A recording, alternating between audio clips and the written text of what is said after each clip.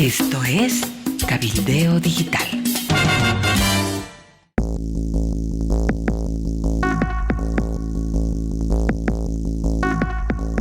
Hola Amalia, hola amigos del planeta, bienvenidos al programa Último Momento. Este martes 23 de abril tenemos muchísima información que comentar, que analizar, sobre todo porque ha sido aprendido el exministro de Minería, don Luis Alberto Echazú. Hay también nuevos datos sobre el tema del litio, de esta pelea en el MAS que se está agravando día que pasa y que tiene paralizado, por ejemplo, la elección judicial en la Asamblea Legislativa Plurinacional. También vamos a analizar los conflictos sociales que se están realizando sobre todo en la ciudad de La Paz, pero que este día afortunadamente tienen día de diálogo los médicos en la Cámara de Diputados y los maestros urbanos en el Ministerio de Educación. Bienvenida Amalia, ¿cómo estás? ¿Cómo ves todo este panorama político, social, económico en Bolivia?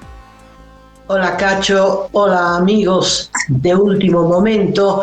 Agrego un temita más, que es la entrevista que realizamos a Elizabeth Burgos, que amerita un comentario y una invitación para que nuestro público pueda ver y apreciar, y creo sacar conclusiones de esta entrevista. Bueno, la aprehensión de Echazú, Luis Alberto Echazú, era ministro de Minería, pero después lo sacaron del Ministerio de Minería para encargarlo al proyecto de El Mutún, que fue el primer proyecto del espejismo masista de la industrialización, no sé si te acuerdas. Lo sacaron del Mutún, que no funciona, para ponerlo en el litio, ¿no? Para hacer los experimentos, las plantas pilotos. Era una política que venía de Palacio de Gobierno. Echazú no hizo nada que no le hubiera instruido. Que tiene responsabilidades, claro. Pero a mí me impresionó, Cacho, lo que es la dictadura, ¿no? Agarran a Echazú del cuello, lo detienen, es decir, de la forma más brutal, ¿no? Sin haber investigado, porque la Fiscalía no ha investigado nada. Para detener a alguien, tú tienes que investigar, ¿qué sabe la Fiscalía de litio, Cacho? Han presentado una denuncia, que lo hace el gobierno, y la Fiscalía inmediatamente admite la demanda y va y lo detiene. Pero ¿para qué lo van a detener? Es un tema técnico, es un tema claro de daño económico al Estado que involucra a la gestión de Evo Morales y que involucra a los... ¿Cuántos años ya está Luis Arce Catacora? 3 años, ¿no? Cerca del cuarto año. En noviembre cumple 4 años. Hace poquito, hace unos meses decía que este era el momento histórico, que vamos a exportar litio. Ahí está el discurso de Arce Catacora, no dijo una línea, aquí el proyecto está de cabeza, no funciona. No, era todo tapar. Ahora, y lo que yo creo que están tapando no es el desastre de litio, es cambiar el eje informativo, porque estábamos hablando de los hijos del presidente y del presidente en un tráfico de influencia inocultable. Estábamos hablando de eso hasta la víspera. Hoy hablamos de Echazú. Hoy hablamos de Evo Morales. Bueno, eso es lo que me parece. Dijiste, Amalia, que por qué no han investigado, ¿no? Te cuento que anoche el ministro de Hidrocarburos, don Franklin Molina, fue entrevistado por la colega Red 1, el programa Que No Me Pierda, y él señaló que las investigaciones comenzaron en 2021 a propósito de una inspección que realizó gente de ILB a las piscinas. Se dieron cuenta de las irregularidades, dicen, en estas 18 piscinas, y a partir de ese momento comenzó una investigación que ha durado estos 3 años, ¿no? Y que fue hecha dentro del marco de una auditoría interna de ILB. Y es así que se produce el informe de la auditoría. Este informe pasa a la presidencia de ILB. La presidencia presenta la denuncia a la Fiscalía el jueves de la semana pasada y 4 días después ya estaba prendido don Luis Alberto Echazú. ¿Qué supone esto? Mucha rapidez, una inusitada rapidez en las actuaciones fiscales. Han pasado 4 días, se presentó la denuncia, se abrió el caso, se emitieron las órdenes de aprehensión, porque no sabemos si es la única hacia Luis Alberto Echazú. Se lo aprende y ayer, Amalia, esto es muy sugerente, los reportes periodísticos daban cuenta por versiones de los investigadores, los que están a cargo del caso, que ya incluso está imputado, ¿no?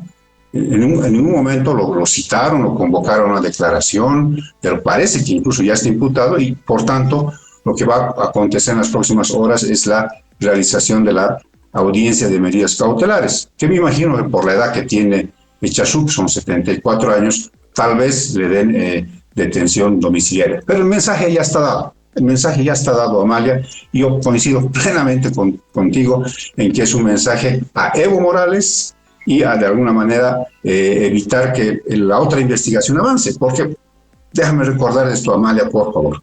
Son 2 casos que partieron casi al mismo tiempo.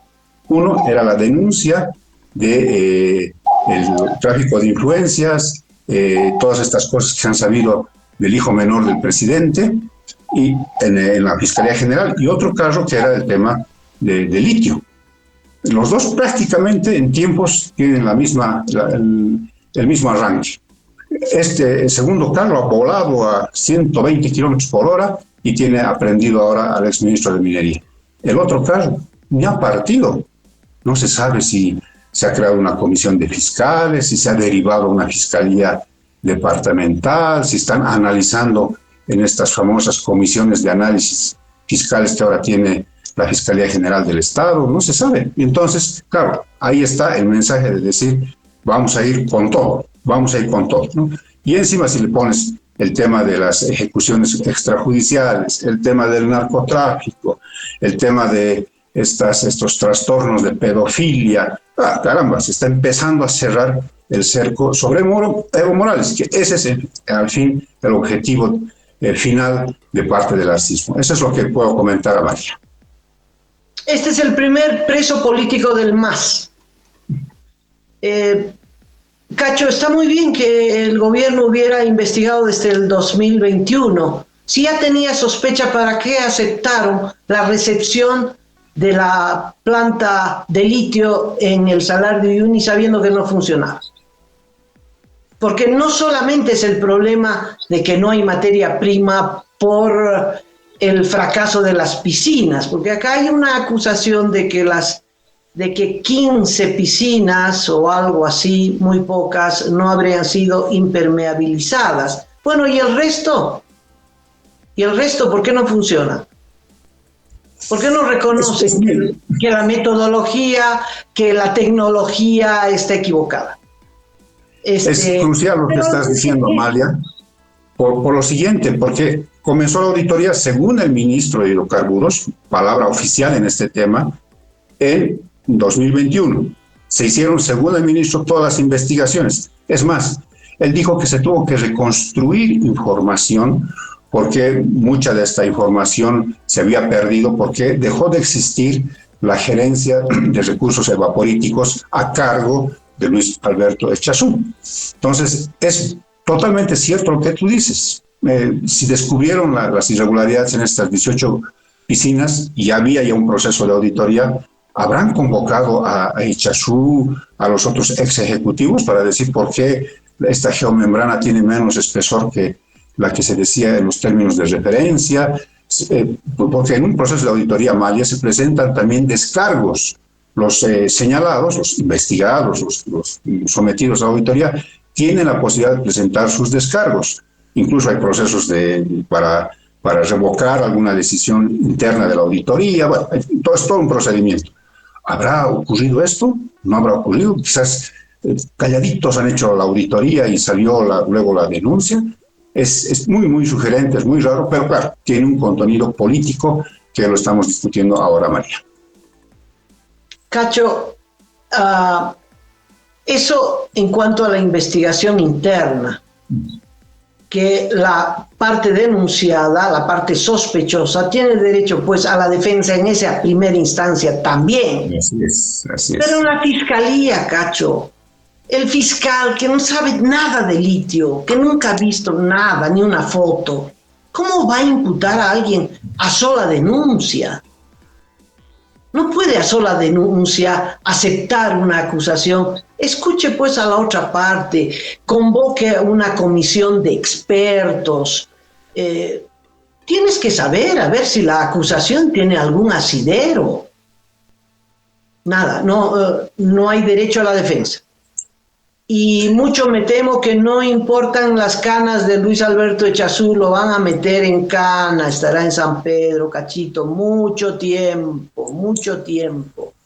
Me recuerda mucho al caso del servicio de caminos, no sé si te acuerdas. A José María Bakovic. Muy parecido, hasta la muerte, persecución hasta la muerte.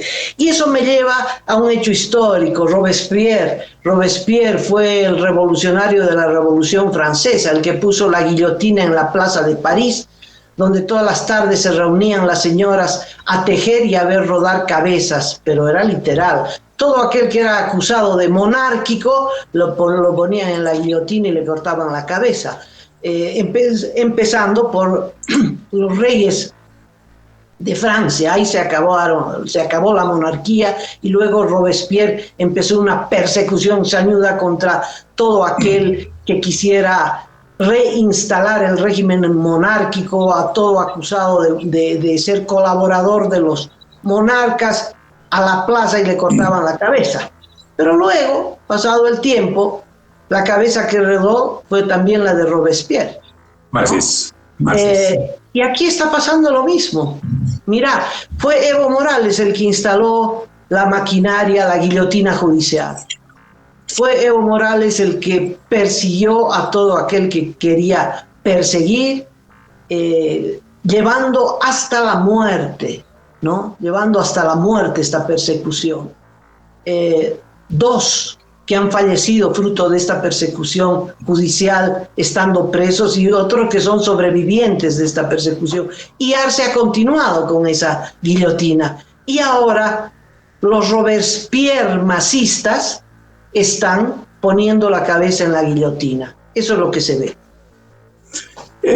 Suele ocurrir, Amalia, que don Evo Morales sale rápidamente a responder a este tipo de ataques políticos. De la manera más extraña, han pasado varias horas, estoy revisando en este momento su cuenta en X del exmandatario y no existe ningún mensaje que haga alusión a la aprehensión de Luis Alberto Echazú, su hombre de confianza en el tema del litio. A él le entregó toda la responsabilidad. Él comentó en su último programa en Radio Causachuncoca que incluso se invirtieron $20 millones en estos laboratorios, porque la decisión era hacer litio grado batería para competir con otros países, pero no se ha pronunciado, y eso también da muestra de que es un ataque político y está seguramente cavilando, pensando cómo va a enfrentar esto, que puede ser con la detención ya preventiva de Echazú. Hay otros 10 u 9 ex ejecutivos de recursos evaporíticos que también van a tener que declarar. Se han narrado que comiencen a incriminar entre ellos, o aparezca el nombre de Evo Morales en las investigaciones. Esto realmente es el inicio ya de una ofensiva definitiva en términos políticos. Hay un antecedente, Cacho. El año pasado ya le abrieron un proceso a Echazú. Le abrieron por el litio, ¿no? Porque era por $10 millones o más. Era un monto, 10 millones. ¿Qué había pasado? Que Echazú le había dado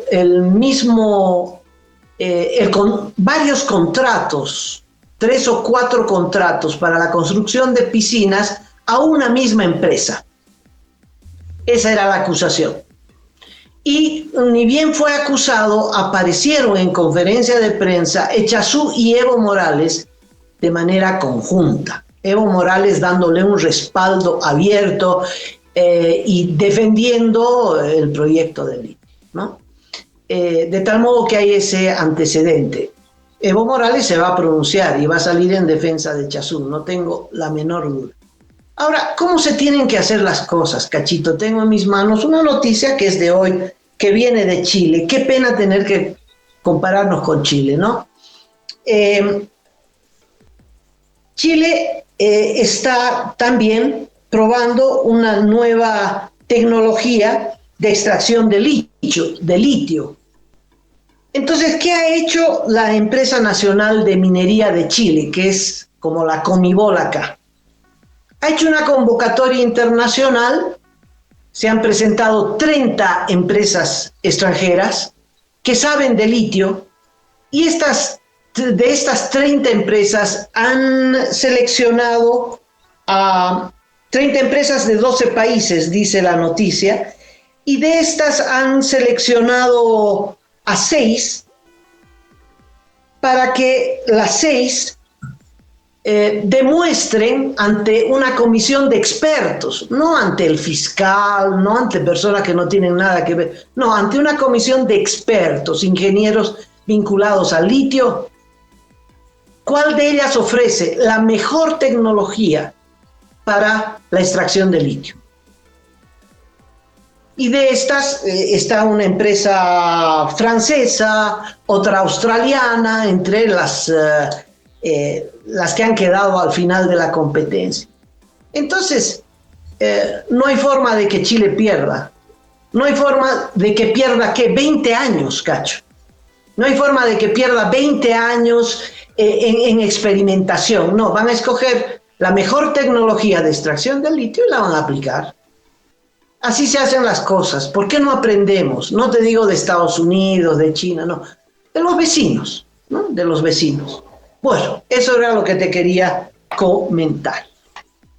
Así es, Amalia, vamos a estar muy, muy atentos a la prosecución de este caso, pero también con las antenas puestas en el otro caso que mencionaba. El fiscal parece que tiene el pie bien pesado para poner el acelerador en ciertos casos, y los otros hasta ahora no arrancan, como el tema de esta denuncia de tráfico de influencias y ganancias ilícitas presentadas por el diputado evista Héctor Arce en contra de uno de los hijos del presidente del Estado, don Luis Alberto Arce Catacora. Así que vamos a estar atentos a la persecución de estos temas.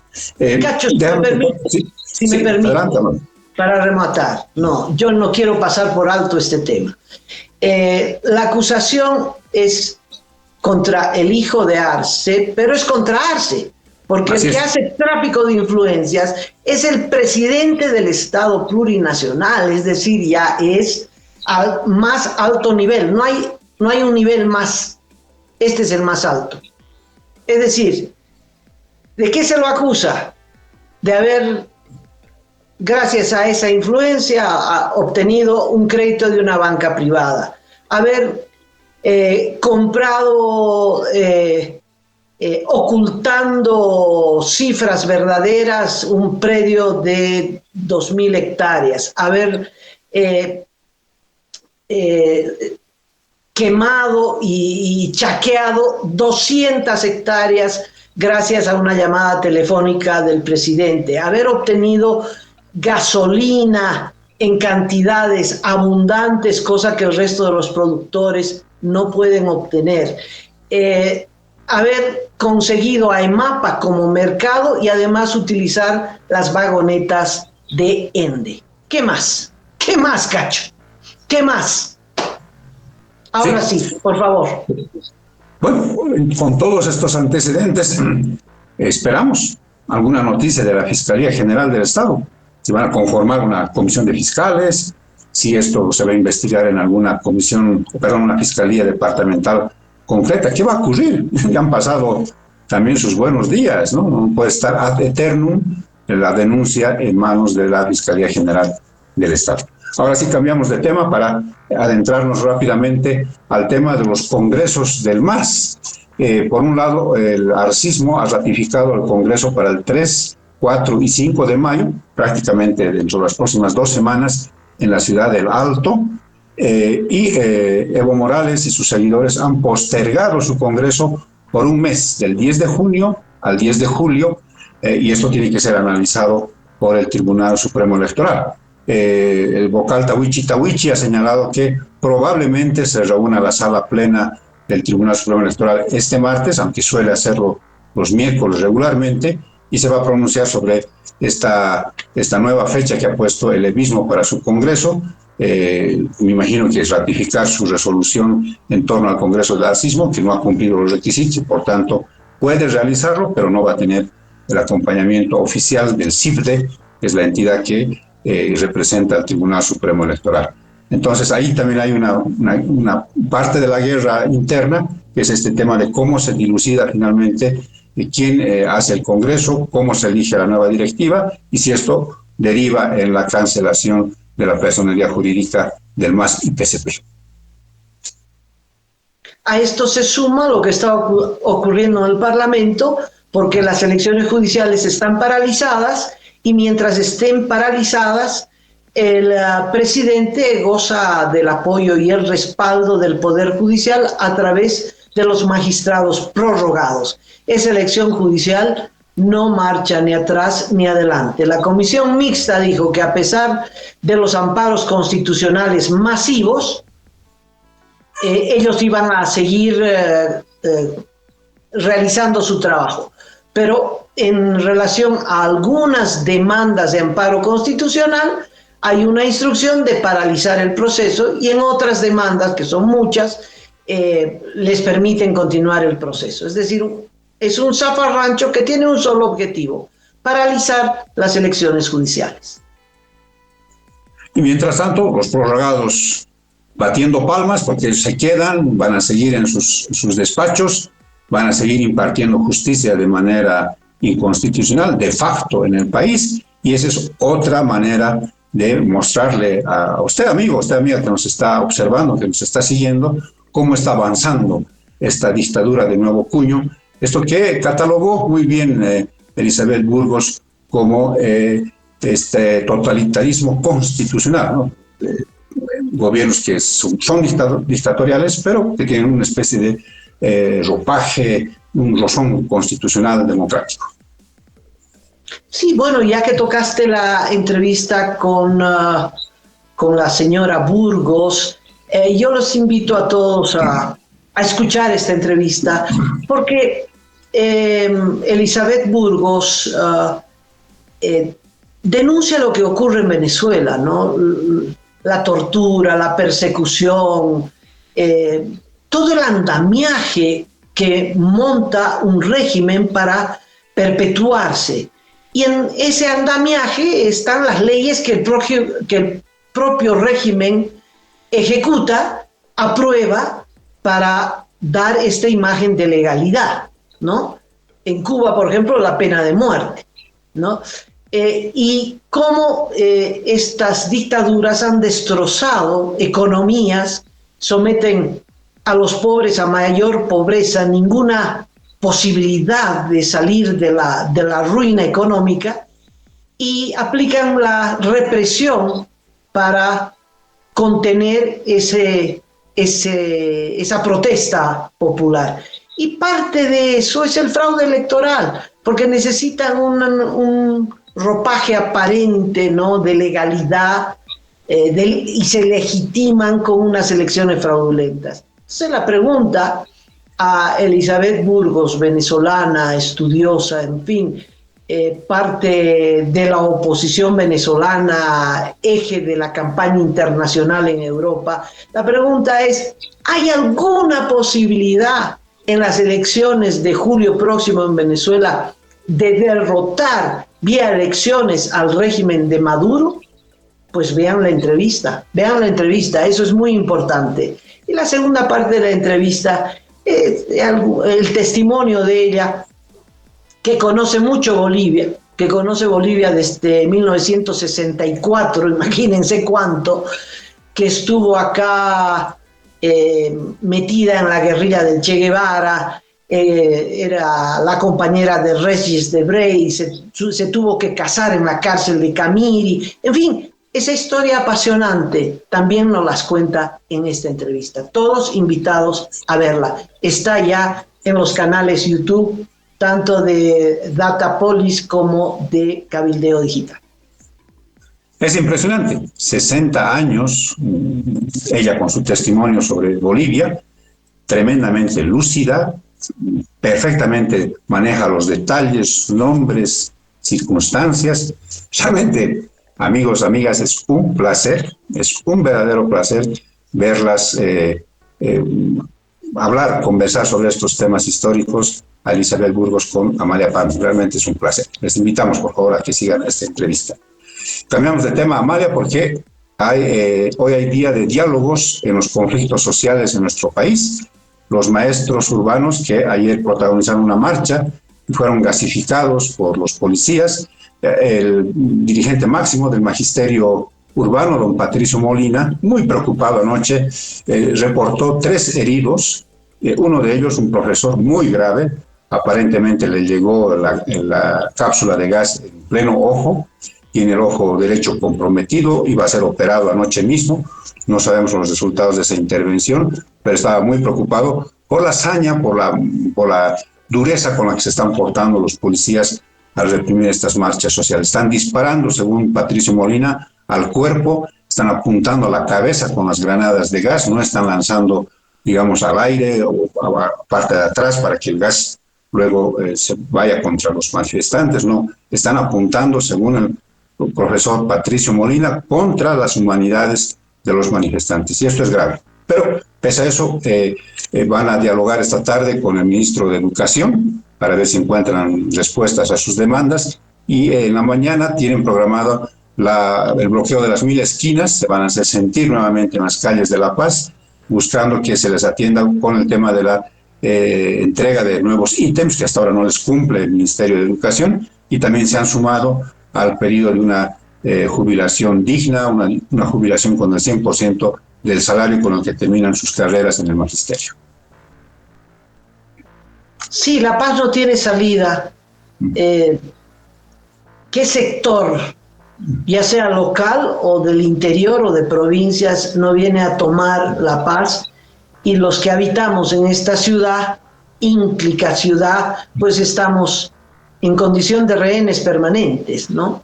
Tal vez, bueno, si tuviéramos un alcalde más o menos que preocupado por esta situación, habría que pensar convertir el centro en un marchódromo, ya. Ahí lo tienen. Y que el resto funcione por la periferia. Algo habrá que hacer, Cacho, pero no se puede hacer un trámite, no se puede ir a hacer una compra, no se puede cruzar el centro para ir al colegio, para recoger a los chicos. La Paz es una tortura, es una ciudad que sirve para eso, para hacerle la vida a cuadritos a sus habitantes. Solo tengo que lamentar, ¿no? Y por otra parte, los sectores sociales no encuentran nada más fácil que bloquear las esquinas para hacerse sentir.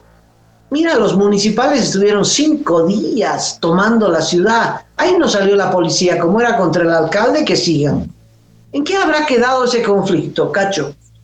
Se firmó un acuerdo el viernes de la semana pasada, Amalia, que dio fin al conflicto de los sindicatos municipales, en el que básicamente el gobierno municipal, a cargo de Iván Arias, aceptó prácticamente todas las demandas, no dijo que no a la posibilidad de unos cambios en ciertas gerencias, en ciertas direcciones municipales, cuestionados estos señores por los sindicatos. No se va a producir los descuentos por los días no trabajados a los movilizados, y se va a actuar más rápidamente, va a haber un permanente diálogo, dijo el alcalde, con estos sindicatos para evitar nuevos conflictos en las siguientes semanas, y que todos se ponen a trabajar en la reconstrucción de La Paz, ¿no? Insistió con el tema de que hay que reconstruir y que para eso se necesita 1.800 millones de bolivianos. ¿De dónde van a salir semejante cantidad de dinero para reconstruir a La Paz después de las lluvias?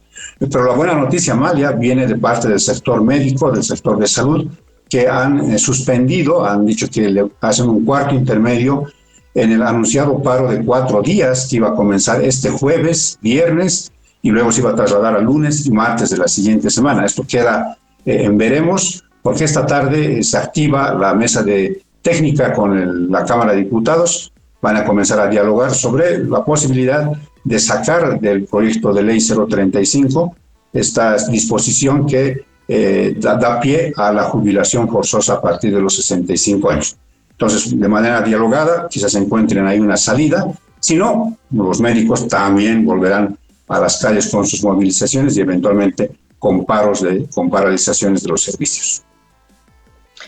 Sobre la jubilación, es interesante la forma en la que está redactada el proyecto de ley, que está paralizado por suerte, porque dice, si tú quieres continuar trabajando después de haber cumplido 65 años, entonces tienes que someterte a un examen médico.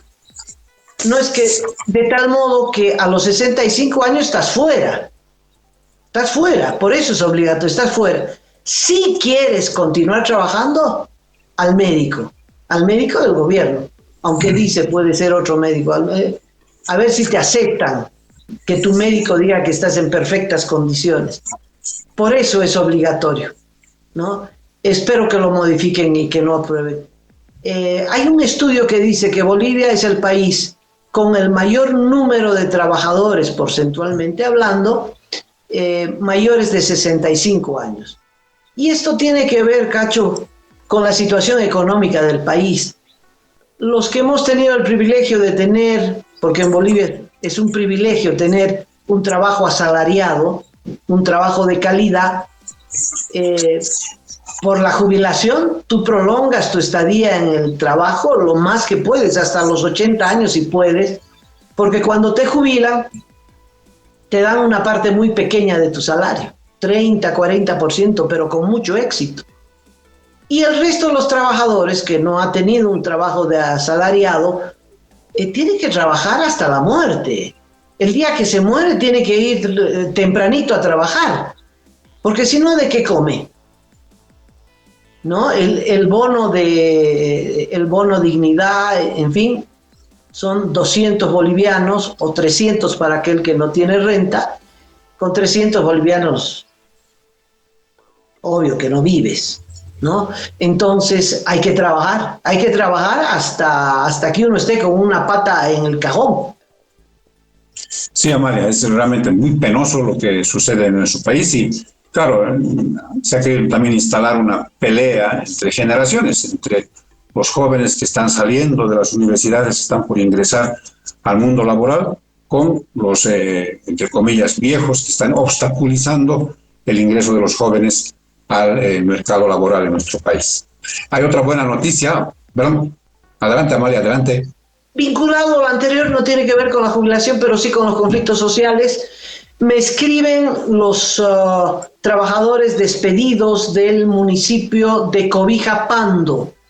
Hay una movilización con huelgas de hambre, en fin.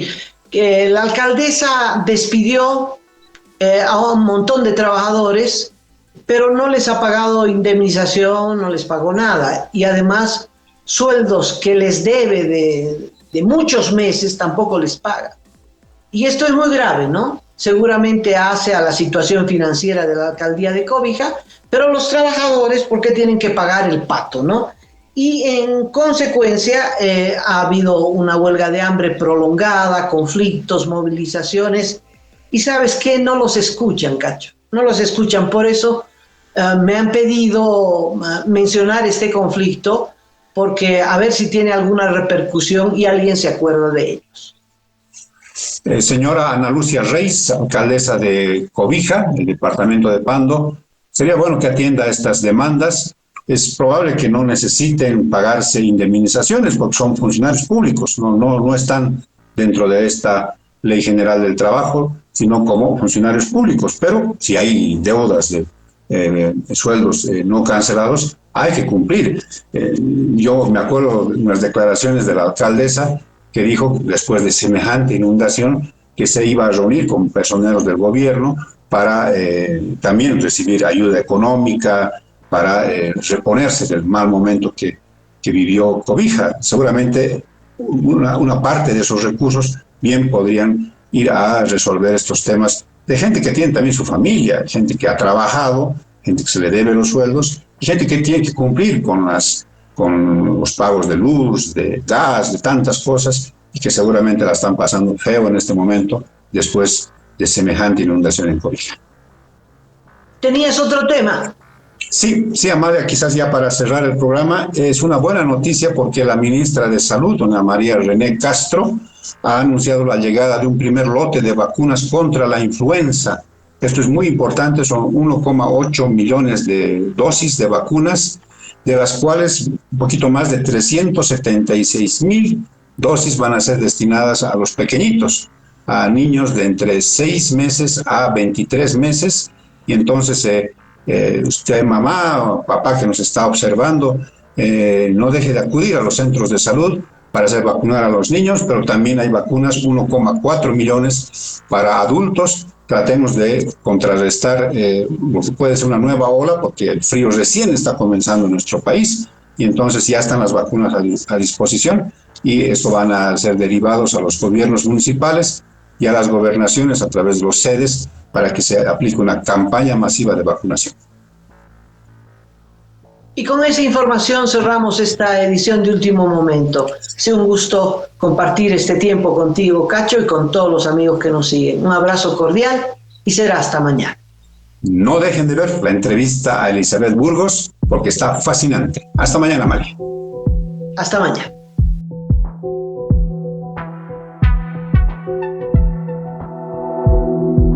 Aporta a Cabildeo Digital y apoya al periodismo independiente.